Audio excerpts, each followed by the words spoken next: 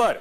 जी जी जी, धन्यवाद सर। इस प्रदर्शन पे पहली प्रतिक्रिया आपकी चाहेंगे, क्योंकि हजारों की तादाद में लोग जो हैं इस मस्जिद के डिमोलिशन की मांग को लेकर सड़क पर हैं। देखिए, लोगों के बीच में ये मुद्दा है और मुद्दा ये है कि इस मस्जिद का निर्माण जो है अवैध तरीके से हुआ है जी। और पिछले कई सालों से थोड़ा थोड़ा करते करते करते ये स्ट्रक्चर बढ़ाते बनाते बहुत बड़ा बना दिया।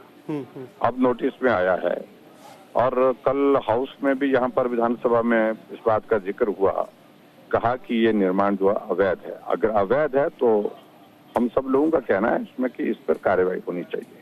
और सबसे अनफॉर्चुनेट बात यह है कि जब चीफ मिनिस्टर हिमाचल प्रदेश सरकार बनने के बाद बयान देते हैं कांग्रेस के सुखविंदर सिंह सुक्खू जी कि मैं जहाँ 97% हिंदू है उस पार्टी को मैं हिंदू पार्टी को हरा करके सत्ता में आया, तो ऐसे बयानबाजी से इस तरह के कुछ लोगों के गलत काम करने के हौसले बढ़ जाते हैं। तो ये उसका परिणाम है उन सारी चीजों का और निश्चित रूप से ये बहुत दुर्भाग्यपूर्ण है और लोग आक्रोशित हैं, रोष में है। कांग्रेस पार्टी के भी बड़ी तादाद में लोग इस पक्ष में है कि इसमें कानूनी कार्रवाई होनी चाहिए और उसके बाद इस जो स्ट्रक्चर अवैध है इसका डिमोलिशन होना चाहिए।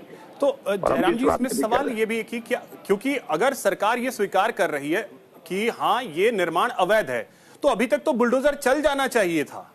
चाहिए, हमारा भी ये मानना। डिले कर रहे हैं और उसके बाद फिर मुख्यमंत्री पलट जाते हैं। मुख्यमंत्री को डायरेक्शन कहीं से आती है, आप इस बात को समझ सकते हैं कहां से आती है, और उसके बाद फिर हम कानून के मुताबिक करेंगे ऐसा बोल रहे हैं।